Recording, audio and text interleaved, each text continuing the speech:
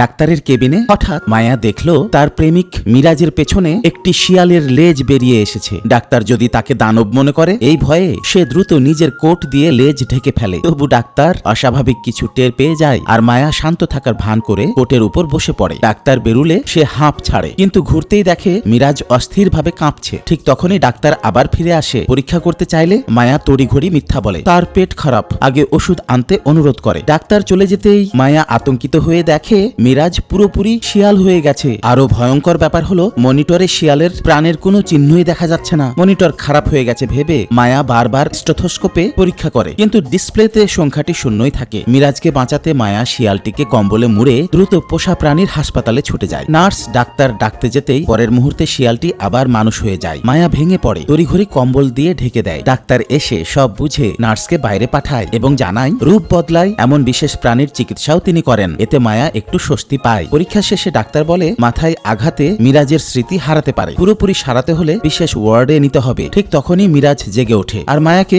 মা বলে ডাকে।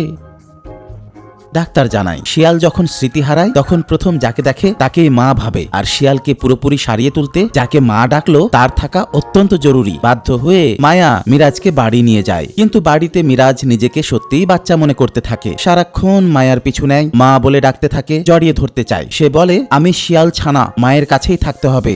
মায়া শর্ত দেয় সে কখনো কাউকে বলবে না যে সে শিয়াল। মিরাজ রাজি হয়। পরের দিন লেখক মায়া তার একটি লেখা এডিট করছিল। মিরাজ কৌতূহলে কিবোর্ডে হাত দিতেই তার লেখা উধাও হয়ে যায়। কাজ বাঁচাতে মায়া তার খেলনাগুলো উঠোনে ছুঁড়ে দেয়। কাজে ডুবে সে ভুলে যায় হাঁড়িতে নুডলস ফুটছে। সে দ্রুত রান্নাঘরে ছুটে যায়। এদিকে পোড়া গন্ধ পেয়ে মিরাজ ছুটে এসে ধোঁয়ায় লুটিয়ে পড়া মায়াকে কোলে তুলে বের করে আনে। ভেতরে ধোঁয়া বেশি ঢোকায় মায়ার অবস্থা আশঙ্কাজনক। মিরাজ তার শক্তির কিছু অংশ মায়ার সাথে ভাগ করার সিদ্ধান্ত নেয়, তাকে বাঁচায় এবং চিরদিন মায়ার পাশেই থাকার সিদ্ধান্ত নেয়। বন্ধুরা, কমেন্টে তোমাদের নাম দাও, তোমাদের নামই হবে আমার পরের গল্পের নায়ক নায়িকার নাম।